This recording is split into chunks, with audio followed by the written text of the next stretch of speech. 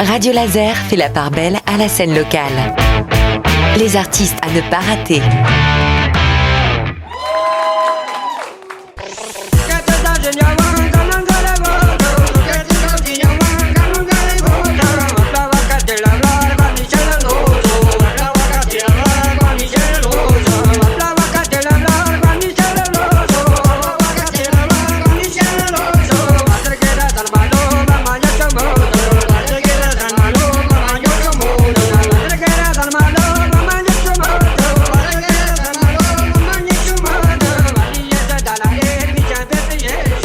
On vous l'a présentée hier, elle s'appelle DJ Miss Blue et c'est la pro de la musique bretonne et de l'électro. Salut DJ Miss Blue. Salut. Donc hier, tu nous as présenté et expliqué bien en détail ce qu'était la braise and bass et tu nous expliquais aussi que donc tu avais commencé avec les quelques vinyles que tu avais trouvés chez tes parents. J'imagine que maintenant, tu en as d'autres, tu en as plusieurs. Comment tu fonctionnes aujourd'hui pour mixer et pour remixer? Comment ça marche? D'un point de vue, en fait, c'est vraiment une réflexion de longue haleine. Parce qu'en fait, ça fait 13 ans que mon premier album me fait vivre et c'est pas rien. Après, je ne mixe pas que de la brass and bass. Je suis connue pour mixer énormément de sons underground éclectiques. Donc, tous les courants qui me plaisent, c'est le reggae, la cumbia down tempo, la deep house, la techno, la trance, le hip-hop, bien sûr. Je viens du hip-hop. Mes racines sont du hip-hop. Et parce qu'en fait, dans le hip-hop, ce que j'adore, c'est qu'on est plein de cultures mélangées en une culture. Et ça, c'est génial.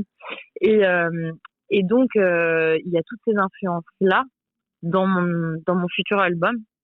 Parce que dans le premier, j'ai gardé une couleur plutôt hip-hop reggae, drum and bass. Donc, une rythmique qui comment dire, s'encastre bien pour le mix. Mais j'avais que de la gavotte et du clean sur le premier album. D'accord. Et j'avais que la voix des anciens.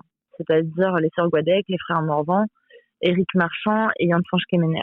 Et donc là, sur le prochain projet, on peut s'attendre à avoir des sons bretons plus récents, peut-être? Exactement. C'est en fait, c'est les jeunes. Les jeunes et les vivants. En fait, c'est vraiment la phase B du premier album et avec tous les courants musicaux qui me parlent à l'international. Donc, on pourra retrouver des morceaux donc avec des jeunes qui cartonnent ou d'autres moins connus que j'ai vu sur scène et j'ai flashé sur leur voix, ou en cherchant comme ça sur internet, je cherchais une danse spécifique et en cherchant la danse, je suis tombée sur l'instrument et j'ai contacté la personne. Et donc j'ai fait vraiment un travail de longue haleine aussi pour avoir toutes les danses que j'aimais bien, parce que moi je suis très sportive, je fais du surf, j'adore la boxe thaï, l'aïkido, je vais à la piscine, je fais du yoga tous les jours. Enfin, j'aime bien tout ce qui est, comment dire, qui a de l'énergie, qui donne de l'énergie. Ah oui, donc d'où ce côté très entraînant de la brass and bass. Ouais, la musique que j'aime bien donner de l'énergie et que les gens lâchent prise sur ma musique, autant d'un point de vue, comment dire, qui peuvent danser autant d'un point de vue traditionnel que électronique. Parce que ça, c'est aussi ma motivation première avec la brass and bass, c'est que je ne transmute pas la tradition. En fait, je fais pas du carnage. Okay, chacun respecte la tradition de l'autre, la culture, les cultures se respectent les unes les autres. Respecte le chant, les lois de la tradition pour que les gens puissent danser traditionnel. Mais moi, mon rôle dans la brass and bass, que j'ai composé grâce aussi à mon associé Gilda, avec qui je collabore depuis 2010. Grâce à lui, en fait, toutes mes idées et grâce à sa technique aussi en compo, j'arrive à retransmettre ce que j'ai dans la tête. Et ça, c'est génial. En fait, travailler avec quelqu'un en binôme qui nous aide à sortir les sons qu'on a dans la tête, c'est vraiment, c'est magique. Et du coup, au niveau du beatmaking, voilà, j'ai vraiment ce que j'ai envie de faire en brass and bass, c'est 50-50. C'est-à-dire, on peut autant kiffer le côté électro que le côté trad. Et mon but, c'est de ne pas choquer les traditionnalistes.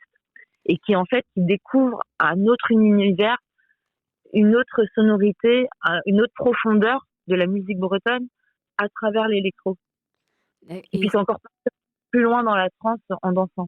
Et c'est aussi peut-être est-ce que tu penses que c'est un moyen aussi de démocratiser la culture d'un côté ou de l'autre, la culture bretonne Oui, et puis un moyen, après, j'ai vraiment fait ça instinctivement, sans aucune arrière-pensée, parce que tout ce que je fais, je le fais spontanément, donc sans aucune arrière-pensée, mais c'est vrai que, ayant grandi dans la culture et la langue bretonne toute petite à Rennes,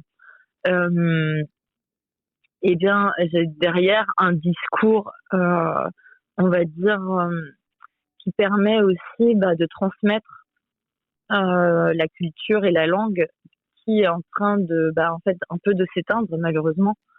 Mais il y a toujours énormément de jeunes qui l'ont appris dans les écoles. Il y a toute la génération des écoles d'Iwan qui l'utilisent parce que ça a été créé en 78 les écoles d'Iwan. Mais c'est vrai que tous les anciens qui parlaient breton sont en train de partir au ciel. Et du coup, là, on va voir que dans quelques années, on n'aura plus que les nouvelles générations qui sortent des écoles du monde ou qui le parlent comme moi depuis tout petit. Toi, tu parles couramment breton? Oui, j'ai appris le français à 6 ans. Ouais. Et du coup, par rapport à ça, oui, forcément, j'arrive à avoir un discours, en fait, de sauvegarde culturelle. C'est en fait, mon disque, c'est un peu aussi entre le 1 et le 2. Quelque part, ça permet à des gens qui n'auraient jamais écouté la musique ethnique de Bretagne, la musique ethnique, parce qu'on sait ethnique, donc culturelle, à travers la musique électro, il y a des gens du monde entier qui vont découvrir la musique bretonne. Et ça, c'est mon but aussi, de parler de la langue et de la musique. Merci beaucoup DJ Miss Blue. Et si vous aimez la Braise Bass, eh bien on la retrouve encore une fois demain sur Radio Laser. En attendant, on s'écoute encore une fois un petit morceau. C'est Braise Roots sur Radio Laser.